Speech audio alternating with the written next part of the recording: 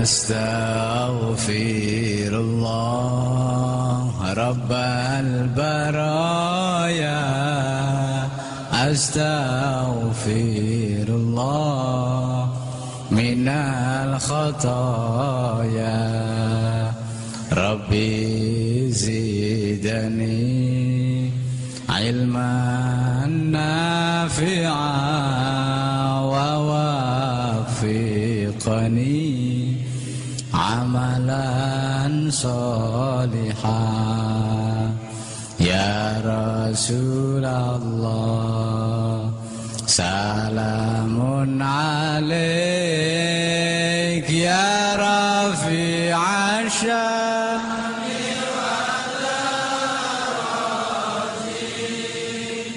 عطفة يا جيرة العالم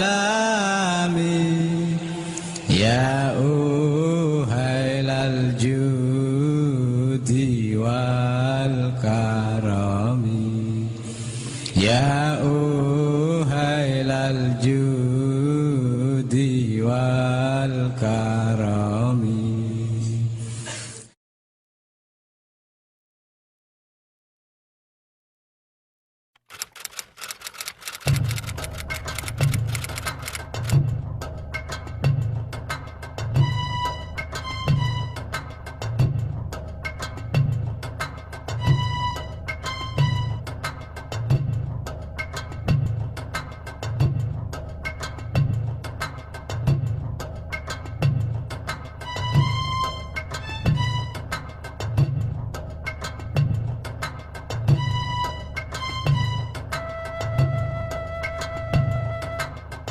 Komite Hijaz itu dibentuk ketika Saudi Arabia, Raja Saud itu mengundang semua orang Islam di seluruh dunia akan mengadakan muktamar di Mekah. Komite Hijaz artinya komite untuk menangani masalah praktek keagamaan di negeri Hijaz. Hijaz itu nama lain dari Mekah Madinah. Jazirah Arabia sebelah barat yang meliputi Mekah, Madinah, Jeddah dikuasai oleh pasukan tentara Wahabi yang langsung dipimpin oleh Raja Abdul Aziz bin Abdurrahman bin Muhammad bin Saud. Maka mereka melakukan hal-hal yang bertentangan dengan prinsip Ahlussunnah wal Jamaah, yaitu membongkar situs-situs sejarah, bahkan sampai kuburan-kuburan para sahabat. Di Ma'la itu ada kuburannya Sayyidah Khadijah, Asma binti Abu Bakar, Abdullah bin Zubair, ulama-ulama semua dibikin rata dengan tanah. Kemudian situs sejarah juga dibongkar, makom Syafi'i, tempat mengajarnya Imam Syafi'i. Terakhir akan membongkar makom Hadrati Rasul sallallahu alaihi wasallam dan Sayyidina Abu Bakar Umar.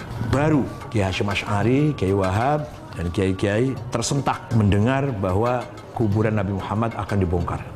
Segera dibentuk Komite Hijaz. Saudi Arabia di bawah kekuasaan Muhammad bin Abdul Wahab menerapkan pemerintahan dan menerapkan Islam menurut paham Wahabi. Yang boleh hidup hanya mazhab Wahabi. Mazhab 4 tidak boleh. Yang itu tidak cocok, bahkan dianggap berbahaya oleh para pemimpin Islam Indonesia, kiai-kiai di Indonesia. Jadi kiai-kiai di Indonesia ingin menyampaikan hal ini kepada Raja Saudi Arabia. Nah, maunya kiai-kiai ini nunut delegasi ke muktamar khilafah di Mekah itu.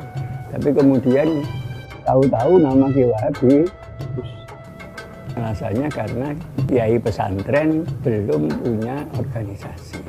Penghapusan nama Kiai Wahab ini menimbulkan kekecewaan, ya katakanlah mungkin juga kemarahan di kalangan pesantren. Maka kiai-kiai berkumpul, kesimpulannya kiai-kiai terutama di dalam Komite Hijaz merasa wajib harus ada organisasi para ulama Ahlussunnah wal Jamaah di Indonesia. Nah, maka organisasi itulah yang kemudian disebut Nahdlatul Ulama. Begitu akan berangkat ke Saudi Arabia, delegasi Komite Hijaz ini sudah atas nama Nahdlatul Ulama. surat yang dibawa oleh Kiai Wahab kepada Raja Saudi juga sudah atas nama Nahdlatul Ulama. Berangkat ke Jeddah, diterima oleh Raja Abdul Aziz, menyampaikan salam umat Islam seluruh negeri Jawa, dan memohon satu, para tamu Allah baik yang umroh maupun yang haji selama berada di Mekah, Madinah, Jeddah diberi kebebasan beribadah sesuai dengan mazhabnya masing-masing. Yang kedua, imam dan khotib Masjidil Haramain digilir. Misalkan satu minggu ini bermadzhab Hanafi, minggu depan madzhab Maliki, minggu depan madzhab Syafi'i, minggunya lagi madzhab Hambali. Yang ketiga, mohon dengan sangat makom hadrati Rasul sallallahu alaihi wasallam dan Abu Bakar Umar jangan dibongkar. Yang dikabulkan cuma yang satu ini yang dikabulkan. Yang khutbah digilir dan kebebasan cara beribadah itu tidak dikabulkan.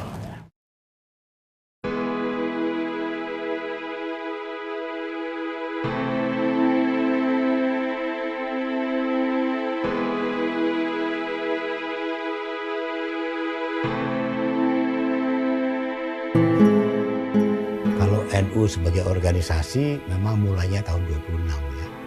Tapi NU sebagai komunitas saya pikir mulai jauh sebelum itu.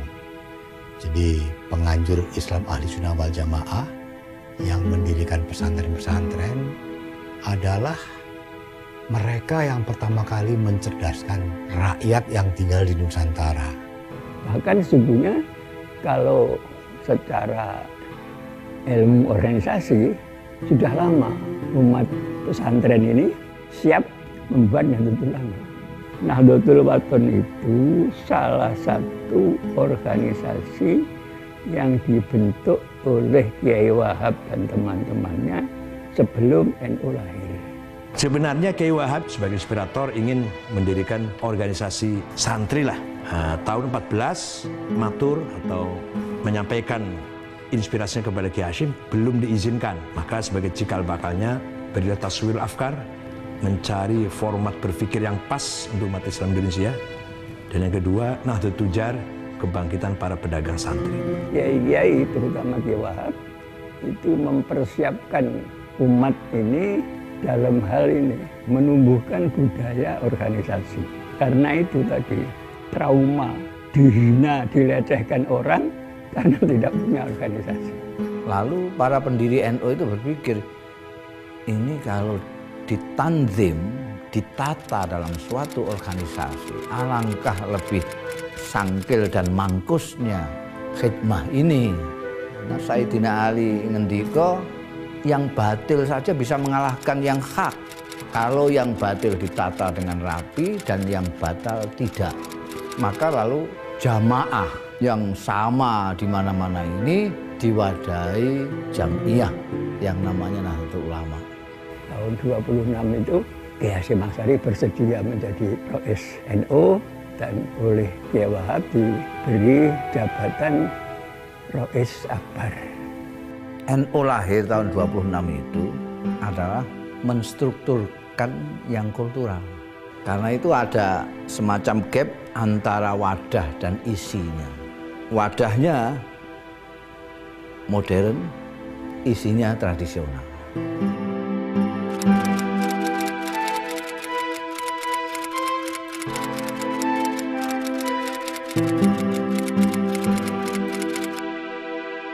Konon asasi itu bahasa Indonesianya anggaran dasar.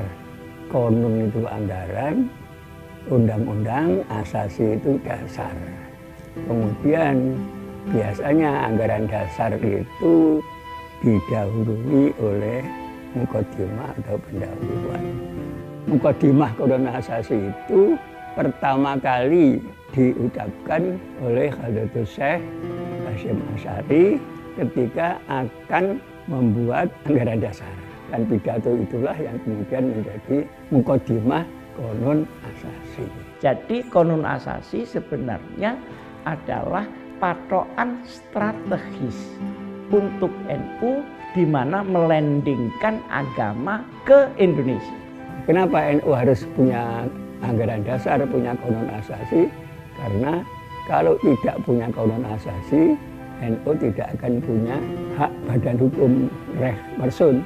Ketika datang pengesahan dari pemerintah Belanda, Konon Asasi itu juga dipidatokan lagi Muqaddimah itu oleh Mas Syarif. Yang saya tangkap dari Muqaddimah Konon Asasi itu pertama iman dan takwa, kedua persatuan di kalangan kaum muslimin, juga itu masalah kehidupan bermadhab. Oleh karena itu apapun yang terjadi, apa yang tercantum dalam Muqaddimah Konon Asasi tidak bisa berubah. Muktamar kapan saja tidak bisa merubah Muqaddimah Konon Asasi.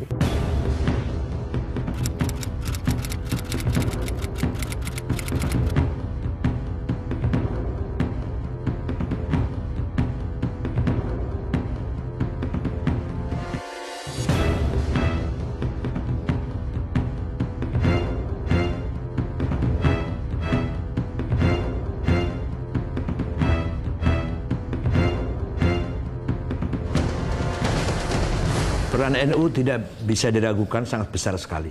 Para ulama, para kiai bersama masyarakat yang taat kepada kiai sangat-sangat anti dengan penjajah. Beberapa kiai banyak sekali menjadi pahlawan yang tidak dikenal, yang berkorban dengan jiwanya melawan penjajah Belanda itu. NU yang dipimpin oleh Hadratus Syekh dan kiai-kiai sepuh pada waktu itu menanamkan kepada orang NU seperti halnya kiai-kiai pesantren menanamkan kepada santri-santrinya bahwa kita itu orang Indonesia yang beragama Islam, bukan sekedar orang Islam yang kebetulan di Indonesia.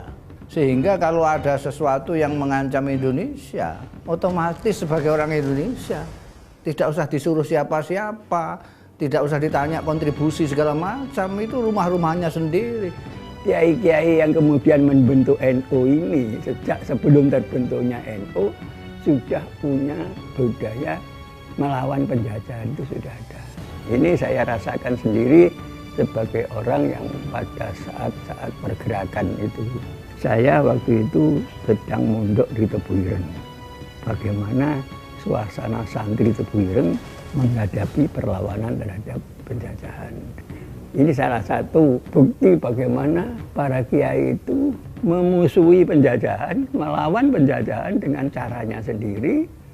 Dan sebelum ada Budi Utomo, sebelum ada macam-macam.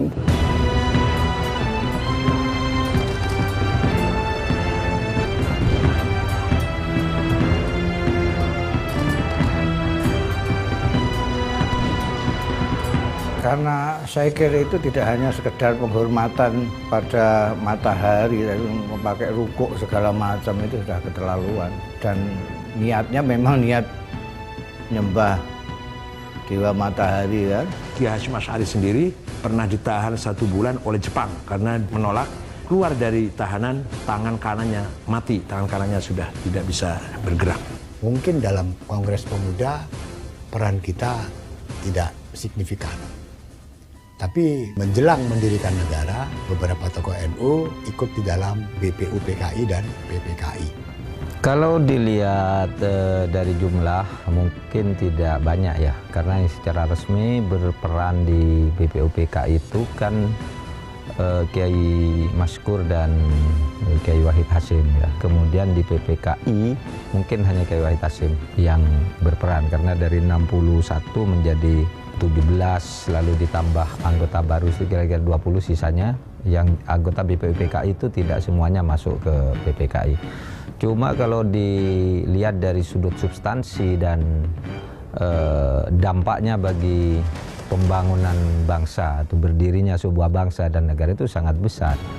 Yang menonjol adalah Pak Wahid Hasyim yang duduk di dalam Panitia 9 yang merumuskan pembukaan Undang-Undang Dasar.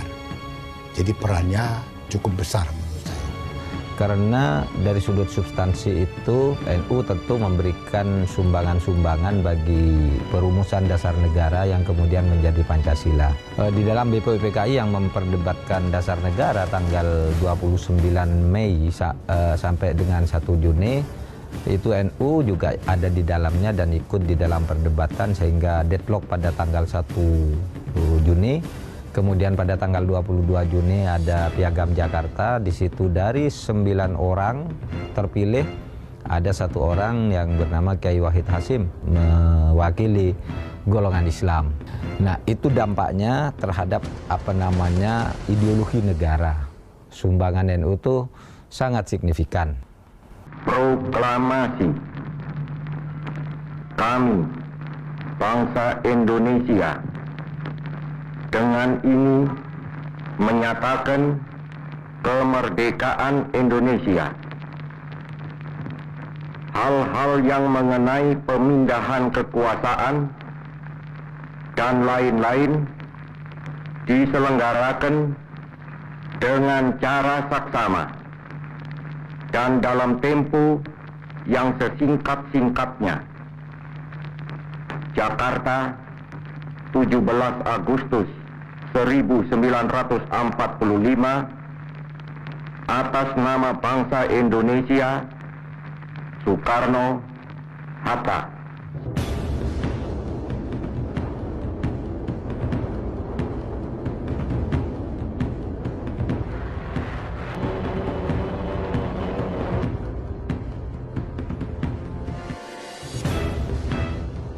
Tanggal 10 November 1945, ketika Nika datang menyerang Surabaya dipimpin oleh Jenderal Malabi, maka Bung Karno, Pak Hatta, Jenderal Sudirman mengirim utusan bertamu kepada Kiai Hasyim Asy'ari di Tebuireng, Jombang.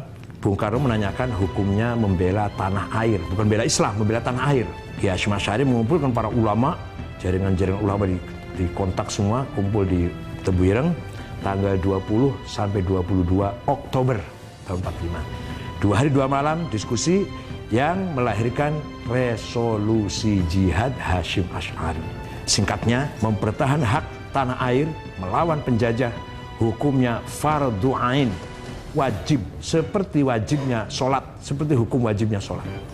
Penduduk Surabaya dan sekitarnya radius 80 km harus melawan dengan senjata, yang di luar radius kilometer harus mendukung dengan apa saja. Bung Tomo sowan Hadratus Syekh Hasyim Asy'ari. Karena itu Hadratus Syekh mengeluarkan fatwa jihad ketika ada sekutu mau masuk ke Indonesia. Kenapa? Karena itu mau menyerang rumahnya. Di lapangan, Kiai Wahab yang sebagai komandan umum mengambil tempat di sebuah rumah di desa Siwalkerto. Di lapangan, Kiai Abbas dari Cirebon dan Kiai Maskur dari Malang. Itu yang sebagai komandan lapangan. Yang mimpin di 10 November itu antara lain ada Kiai Abbas dari Buntet. Jadi yang perlaya pada saat kejadian itu yang banyak ya santri-santri. Santri-santri.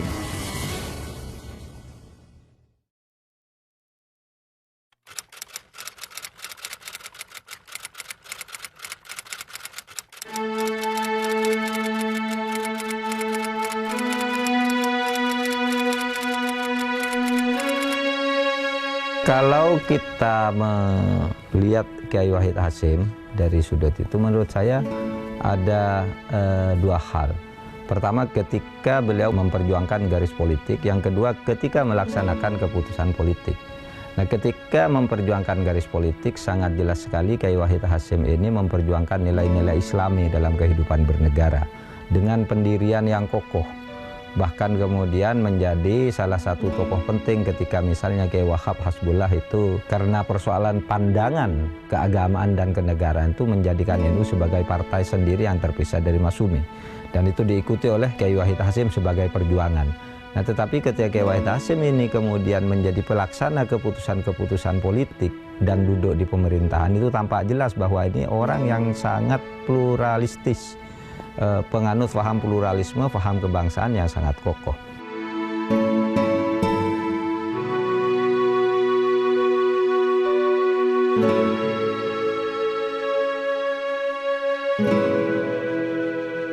Fatayat dan Muslimat NU ini mempertahankan prinsip-prinsip Islami, cara berpakaian, cara menjaga keutuhan keluarga dengan akhlak yang mulia. Berdiri di Purwokerto, tanggal 29 Maret 1946. Pertama kali ketuanya yaitu namanya Ibu Mahmudah Mawardi. Fatayat didirikan pada tanggal 24 April tahun 50 di 3 kota pertama kali, Surabaya, Sidoarjo, Gresik. Pendirinya juga 3 orang, Ibu Murtasiyah dari Surabaya, Ibu Huzaimah Mansur dari Gresik, dan Ibu Aminah Mansur dari Sidoarjo. Kedua organisasi ini terbentuk untuk mewadahi kebutuhan perempuan-perempuan Nahdlatul Ulama akan sebuah wadah untuk berkegiatan maupun mengekspresikan keinginan mereka untuk aktif berpartisipasi dalam masyarakat. Kalau kita melihat dalam sejarahnya, baik Fatayat maupun Muslimat sebelum terbentuknya, sebelum terwadahi ya, itu tokoh-tokohnya sudah aktif dalam gerakan perjuangan kemerdekaan Indonesia. Baik secara langsung ikut angkat senjata maupun berperan di dapur umum, aktif untuk memastikan bahwa pejuang-pejuang kemerdekaan kita itu teropeni, terawat ya. Bahkan juga yang menjadi kurir-kurir untuk mengantar pesan-pesan rahasia antara para pejuang kemerdekaan. Jadi perannya luar biasa sekali.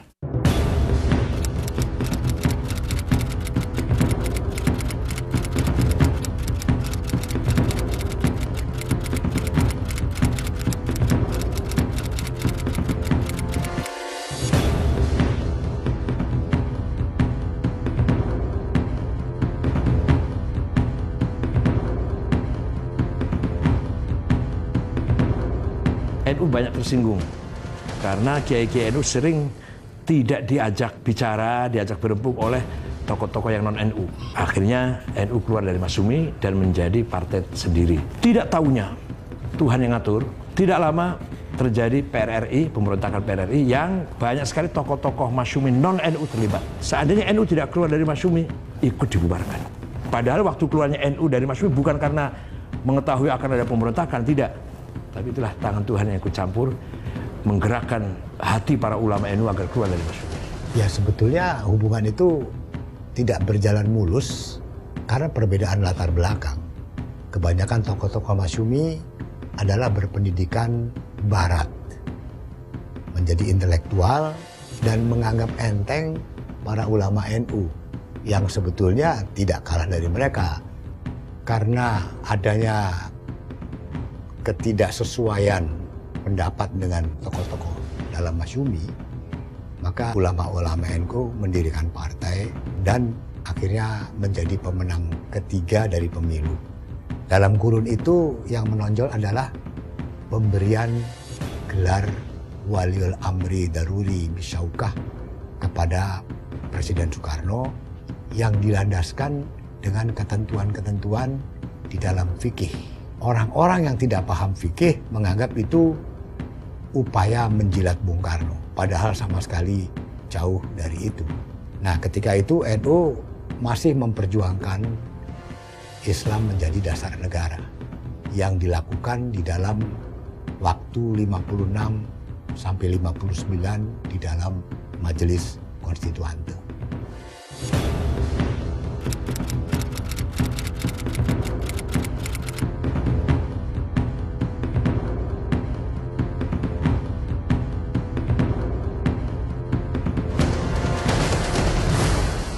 Sebetulnya masalah NU dengan PKI itu sudah jauh lebih awal ya. Tahun 48 kan terjadi pemberontakan Madiun, di mana para kiai dari berbagai pesantren dibunuh oleh orang-orang PKI. Dan itu menjadi peristiwa yang membuat NU sangat waspada. Tidak hanya NU saya pikir, juga banyak kelompok lain termasuk TNI dan pihak-pihak non-Islam. Setelah demokrasi terpimpin, setelah kembali kepada Undang-Undang Dasar 45, posisi Bung Karno kan kembali menjadi kepala pemerintahan. PKI memanfaatkan Bung Karno, dan Bung Karno pun menurut saya terlalu percaya kepada PKI. Dan ini mendapatkan perlawanan dari TNI dan juga dari umat Islam serta kelompok-kelompok lain yang tidak setuju dengan PKI. Dan itu mencapai puncaknya pada tanggal 30 September ketika G30S PKI, maka terjadilah yang kita lihat. Jadi peristiwa 65 itu harus dilihat bahwa itu konteks sejarah dan konteks pemberontakan di Indonesia. Tidak boleh hanya dilihat konteks korban daripada 65 saja. Karena adanya korban itu karena adanya pemberontakan. Itu. Dan yang di NU pun yang jadi korban juga banyak. Nah, yang jadi masalah memang adalah keterlibatan sejumlah kawan dari Ansor dalam tindakan kekerasan yang memakan korban sangat banyak. Tapi kita tidak bisa menyalahkan kawan-kawan ini karena pada saat itu kondisinya adalah perang antara membunuh atau dibunuh. Dan mereka pun ditekan oleh satu kekuatan yang tidak bisa mereka lawan. Mereka harus melakukan tindakan kekerasan yang sebetulnya tidak perlu terjadi. Itu bagian dari perjalanan sejarah. Biarlah itu berlalu, bangsa ini biar bersatu. Tapi itu urusan sejarah, itu peninggalan sejarah kita nggak usah bicara itu lagi. Mari kita rekonsiliasi antara sama anak bangsa ini. Nah, kita belajar dari peristiwa itu untuk tidak kita ulangi ke masa depan.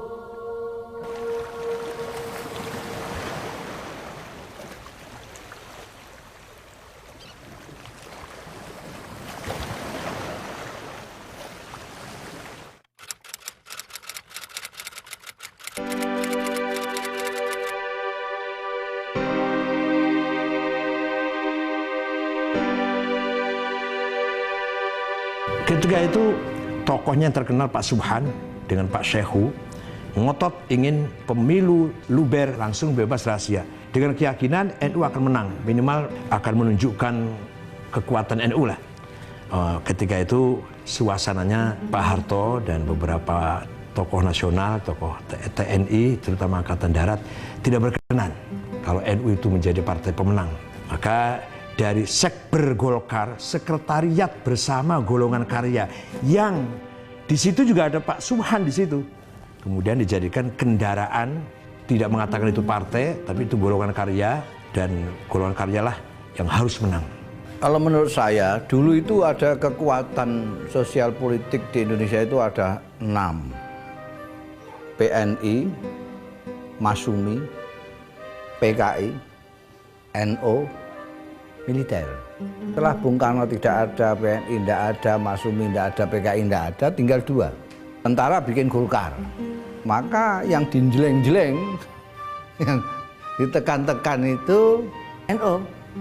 Pemilu pertama tahun 71 sudah diperlakukan begitu kejam, NU masih eksis.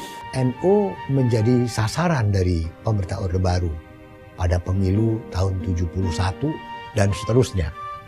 Hal itu terjadi karena pemerintah masih menganggap NU masalah, ancaman, karena masih menginginkan negara berdasar Islam.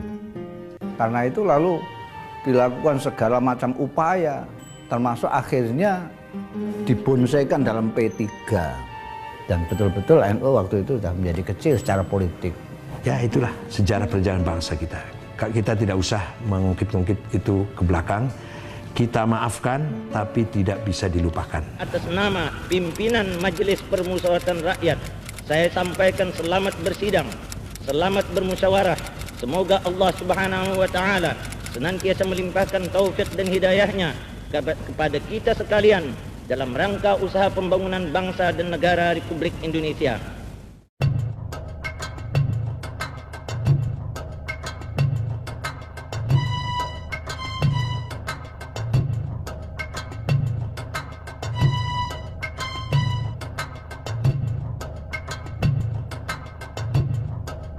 Zaman Orde Baru yang paling dilalimi oleh Orde Baru itu orang NU. Orang NU yang paling dilalimi. Agak kendor dilalimi itu sebentar saja ketika NU menerima asas Pancasila dan mengeluarkan Khitoh itu. Khitoh ini merupakan langkah besar dari NU. Maknanya adalah pertama penyatuan wawasan NU dengan kepentingan nasional. Sehingga NU bukan lagi bagian dari partai politik. Dia harus menjadi bagian dari kepentingan nasional. NU mempunyai ijtihad, sepakat bersama Munas Situbondo dalam Munas itu bahwa NU keluar dari partai politik, kembali ke Khitoh NU, yaitu pertama kali NU dibangun oleh Kiai Hasyim Asy'ari bukan sebagai partai politik, sebagai organisasi keagamaan dan kemasyarakatan. Penerimaan NU terhadap Pancasila pada tahun 83 di Munas Alim Ulama yang diperkuat dengan Muktamar tahun 84, tidak ada lagi masalah itu. Dan itu penerimaan itu adalah menurut saya awal baru dari hubungan antara Islam dan Indonesia. Gus Dur sama Kiai Ahmad Siddiq itu mempunyai diplomasi yang bagus sekali, sehingga bisa meyakinkan Pak Harto bahwa Khitoh ini akan lebih baik. Dan ternyata dimanfaatkan betul sama Pak Harto. Khitoh ini untuk menghalang-halangi orang untuk berpolitik praktis saja itu. Khitoh Nahdlatul Ulama itu berarti menata kembali Nahdlatul Ulama menurut cita-cita semula. Itu pokoknya ke sana. Ya, noto masalah dakwah, masalah ibadah, masalah paham keagamaan, dan lain-lain. Juga noto bagaimana sikap kenegaraan kita, dan lain-lain, termasuk juga bagaimana sikap kita terhadap politik. Khitoh Nahdlatul Ulama ini pada prinsipnya adalah menunjukkan ini loh, garapan-garapannya pendahulu-pendahulu kita dulu yang harus dilaksanakan secara baik, secara organisatoris, secara bagus. Karena Khitoh itu lahir pada zaman Indonesia sedang ribut berpolitik, ya. Banyak penafsir Khitoh yang berdasar atas kepentingan. Karena pada waktu itu momen politik, sehingga Khitoh sampai sekarang ini ada Rois Suriah yang mempunyai pikiran bahwa Khitoh itu karena politik. Dulu ada Majelis 24 yang terdiri dari kiai-kiai, dari tokoh-tokoh muda dan lain sebagainya yang mengadakan diskusi yang intens mengenai gimana NU ini kok jadi khidmahnya kepada umat kok tidak seperti dulu-dulu. Akhirnya Majelis 24 ini membentuk tim 7. Tim 7 yang diketuai oleh Gus Dur. Di dalam Khitoh itu disebutkan bahwa khidmah Nahdlatul Ulama bisa berhasil dengan baik tergantung kepada pimpinan, pengurus dan warganet NU di dalam menjalankan Khitoh Nahdlatul Ulama ini. Kita ingatkan 94 Orde Baru melalui Kasat waktu itu ingin mencegah supaya Gus Dur tidak terpilih di dalam muktamar di Cipasung. Pak Harto itu tidak ingin NU dipimpin oleh orang NU, itu kan ya sudah keterlaluan. Di Cipasung itu tidak boleh orang NU milih tokohnya sendiri. Ya masukkan orang yang nggak jelas nasabnya di NU supaya mimpin NU. Upaya itu tidak berhasil. Di situ kita melihat bahwa kemandirian NU tetap terjaga. Karena kita juga utuh. Walaupun kita dipengaruhi orang lain, ditekan orang lain, tapi kita punya kemandirian.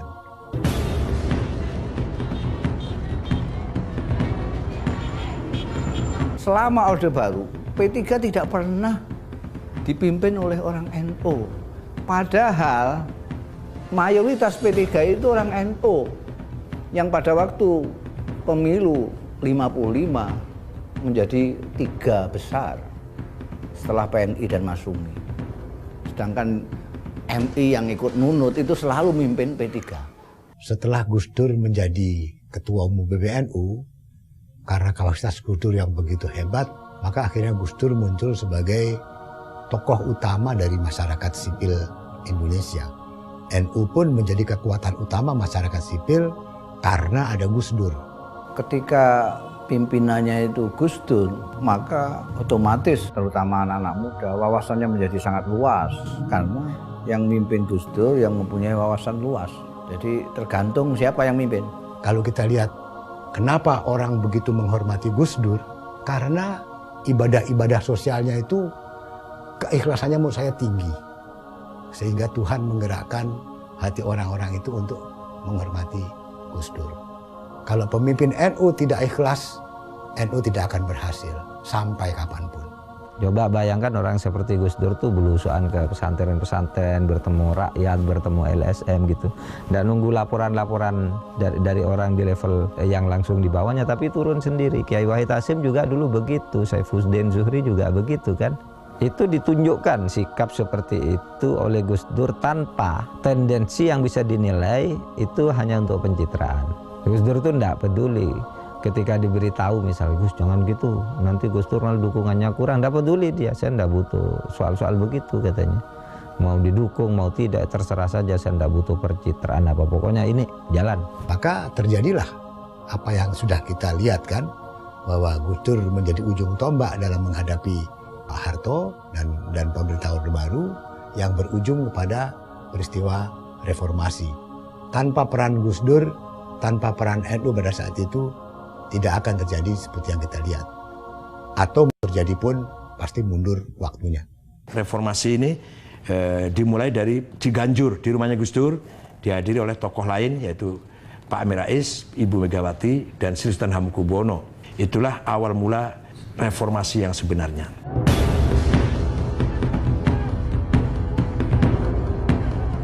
Bismillah, walhamdulillah, wassalatu wassalamu ala rasulillah Sayyidina Muhammad ibn Abdullah sallallahu alaihi wasallam. Ini karena ini anti kekerasan.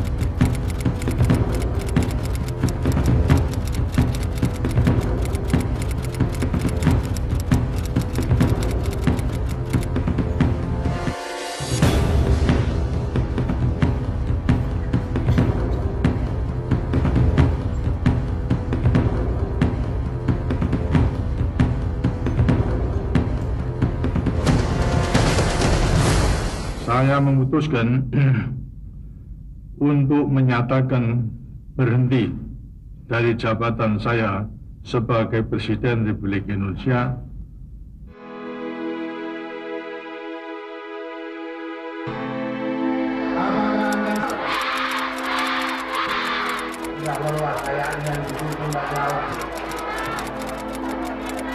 Ayo kita ulang. PKB membela yang benar.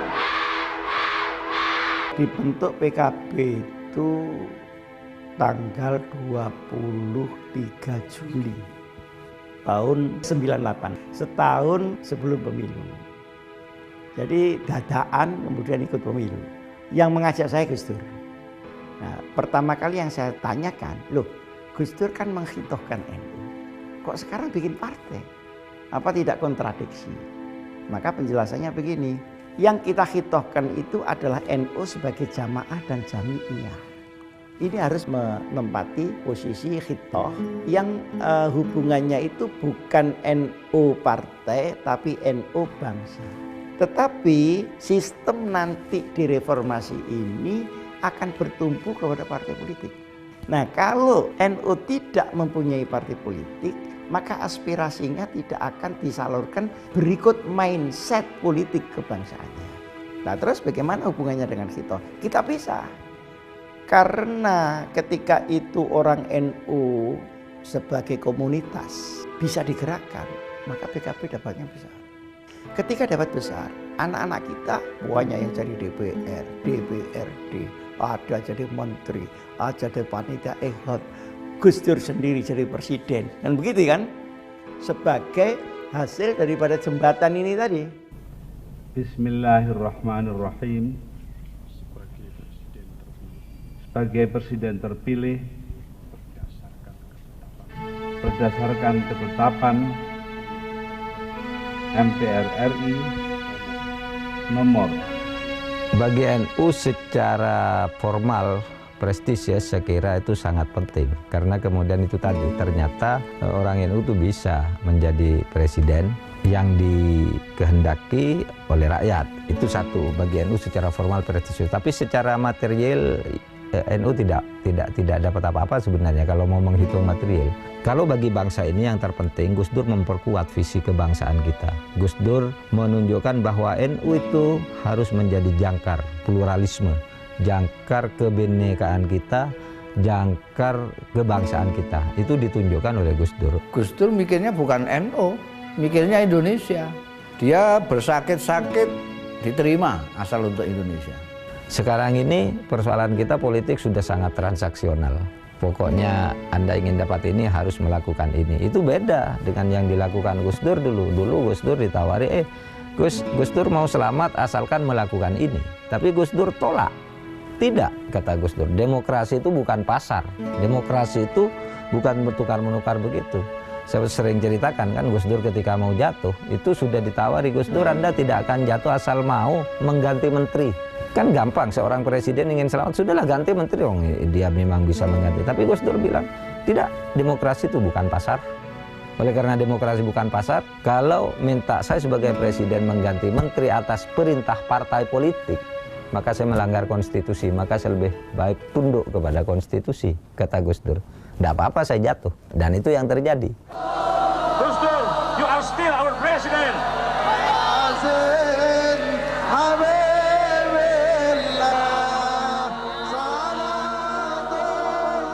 Pada waktu itu ya NU tentu mengalami pukulan secara moral ya, karena presiden Indonesia yang dibangga-banggakan oleh NU lalu jatuh dengan cara tragis seperti itu. Tetapi orang NU juga harus bangga ketika Gus Dur itu ternyata memberi contoh bahwa negara yang begitu besar dengan presiden yang begitu banyak dukungan dijatuhkan di dalam sebuah proses politik, tetapi tanpa korban darah sedikit pun. Anda tahu jatuhnya Pak Harto misalnya itu makan korban Semanggi, makan orang-orang diculik yang hilang 14 orang sampai sekarang tidak ketemu. Bung Karno jatuh juga itu lebih parah lagi, mengorbankan darah manusia begitu banyak, konflik PKI dengan rakyat dengan angkatan darat itu kan, lalu ratusan ribu orang meninggal menjadi korban sampai kemudian menjatuhkan Bung Karno. Zaman Gus Dur coba Anda lihat, tidak ada satupun orang meninggal ketika Gus Dur jatuh. Karena apa? Karena Gus Dur sendiri sudah menyatakan tidak masuk akal kalau hanya mempertahankan kekuasaan itu harus mengorbankan nyawa seseorang. Sehingga Gus Dur pada waktu itu bahkan sebelum jatuh sudah mengutus saya ke berbagai tempat di Jawa Timur dan Jawa Tengah yang punya kantong-kantong pendukung fanatik. Saya datangi kiai di sana, saya datangi tokoh-tokoh di sana untuk memberi pesan Gus Dur tidak usah merencanakan membela Gus Dur ke Jakarta. Pada waktu itu kan sudah siap pasukan berani mati kan, dari Jawa Timur, dari Jawa Tengah udah datang ke Jakarta. Nah kalau Gus Dur mau ya dibiarin aja gitu kan, pasti terjadi pertumpahan darah. Mungkin orang berhasil saja menjatuhkan Gus Dur, tapi dengan cara yang berat kalau Gus Dur mau melawan pada waktu itu.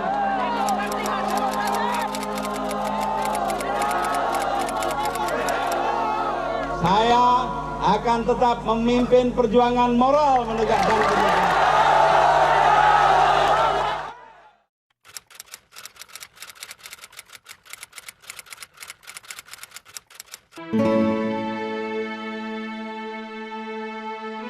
ICIS itu singkatan dari International Conference of Islamic Scholars. Kalau di bahasa Arab kan itu Al-Mu'tamarud Duwali lil Ulama wal Mustaqofin al-Muslimin. Saya bentuk tahun 2003. Ketika itu masih panas-panasnya serangan-serangan barat terhadap Islam, sehubungan dengan perang terhadap terorisme yang dimulai semenjak 9/11, jadi tanggal 11 September, yang menjadi misinya dua. Pertama, Islam yang rahmatan lil alamin. Maksudnya untuk mengembalikan citra Islam tidak seburuk yang orang barat menyangka. Satu, dikembalikan kepada Islam yang sesungguhnya. Yang kedua, kita membawakan Pancasila sebagai cara orang Islam dan lintas agama di Indonesia untuk bernegara, tidak merugikan agama sekalipun bukan negara agama. ICIS sama sekali tidak mengadopsi pikiran dunia manapun kecuali moderasi model Nahdlatul Ulama, dan ternyata oleh dunia itu diterima. Mengapa konflik itu terjadi? Nah, ternyata konflik itu terjadi berbagai macam sebab. Tidak hanya sebab agama, Tapi yang penting adalah sebabnya karena menyalahgunakan agama, dia tidak mengerti agama, atau faktor-faktor non-agama yang diagamakan.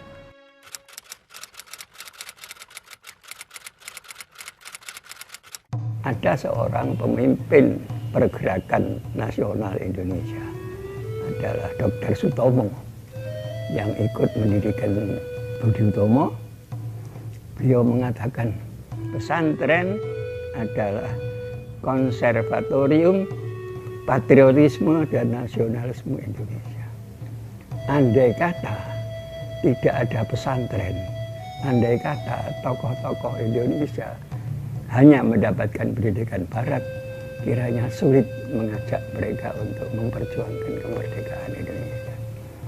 Semangat memperjuangkan Indonesia itu sangat didukung oleh pesantren-pesantren.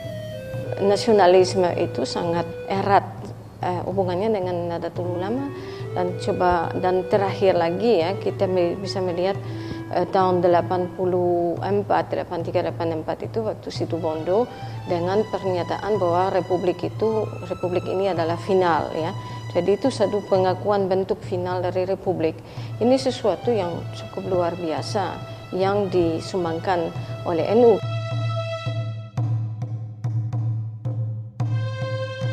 Orang NU itu orang Indonesia yang beragama Islam. Bukan orang Islam yang kebetulan di Indonesia. Orang NU itu bukan turis, tapi dia tuan rumah. Sehingga dia tahu di Indonesia ini isinya apa saja. Isinya Bhinneka Tunggal Ika. Isinya macam-macam, beragam orang. Islam yang majemuk ini diberi warna-warna Islam yang penuh kesejukan, penuh persaudaraan, sehingga konsep kebangsaan kita itu lalu mudah difahami dari pandangan NU, kemudian juga dikristalisasikan di dalam ideologi negara dan konstitusi yang penegakannya juga kemudian bisa dipaksakan oleh negara sebagai satu faham kenegaraan gitu. Kalau dalam konteks agama dengan negara, tadi sudah kita menerima Pancasila, dan NU juga menjadi pelopor dari masuknya sejumlah aspirasi umat Islam. Dan sekali lagi kita tidak bisa menafikan peran Gus Dur untuk meletakkan dasar-dasar adanya demokrasi di Indonesia yang berujung kepada reformasi. Gus Dur itu punya andil besar sekali dalam keterbukaan pemikiran orang-orang NU muda. Dia memberi satu kepercayaan diri dan juga perlindungan kepada pembaruan di dalam NU. Ya, Gus Dur itu selalu memikirkan bahwa yang bisa mengkontribusi sesuatu justru itu adalah orang-orang keluaran pesantren.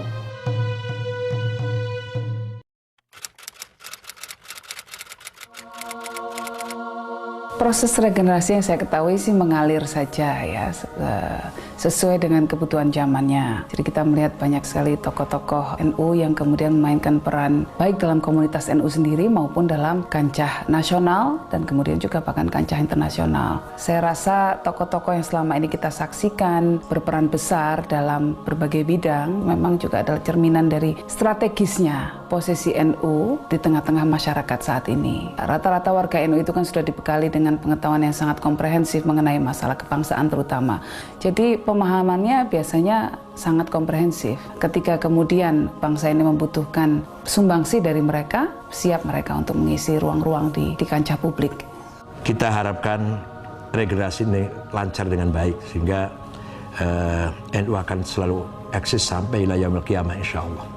Kita sudah berusaha ada pengkaderan, di samping pesantren juga itu tempat pengkaderan yang paling efektif. Maka bagi saya pribadi ya, peran anak-anak muda NU itu adalah harus memastikan bahwa mereka bisa mengerek, bisa mendorong agar globalisasi ini menjadi sebuah hal yang positif yang membawa maslahah terutama bagi tingkat akar rumput.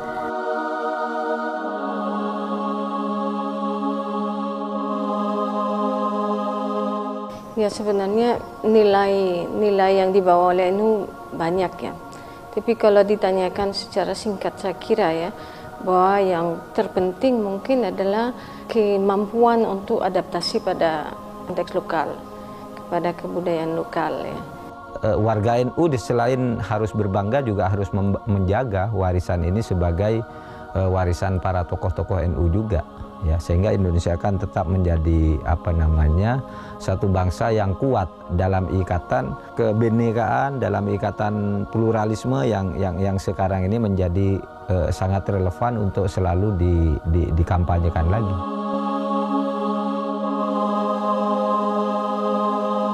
Kita ingin menjadikan Indonesia mutamaddin, Indonesia beradab, Indonesia berkeadilan, yang sejahtera, umat Islamnya cerdas, berkecukupan, bermartabat, disiplin, toleran, menjunjung tinggi perbedaan. Itulah namanya mutamaddin atau Madinah. Jadi kedepannya menurut saya peran kesejarahan NU adalah menjadi kekuatan utama masyarakat sipil untuk memperjuangkan demokrasi ekonomi. Kalau dalam era Gus Dur dulu NU melawan pemerintah karena pemerintahnya memang harus dilawan, maka kedepannya NU harus menjadi mitra pemerintah dalam mewujudkan demokrasi ekonomi. Astaghfirullah Rabbal baraya, Astaghfirullah minal khataya, Rabbi zidani ilman nafi'an wa wafiqani amalan sholihan. Kita telah kehilangan salah seorang putra terbaik bangsa, seorang guru dan bapak bangsa, dan seorang negarawan terhormat.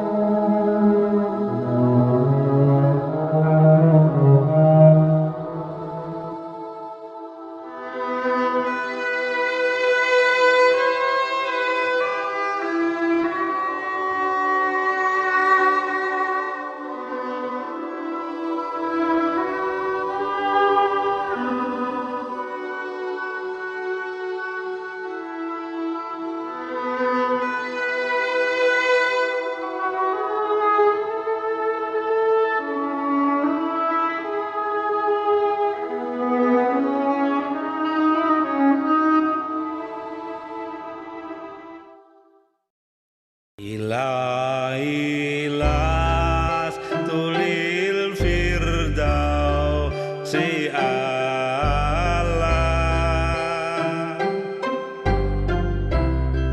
pala aqwa ala naril jahimi,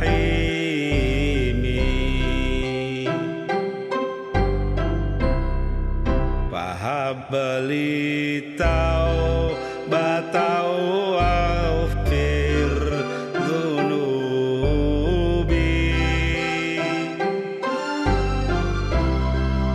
wa innaka ghafiru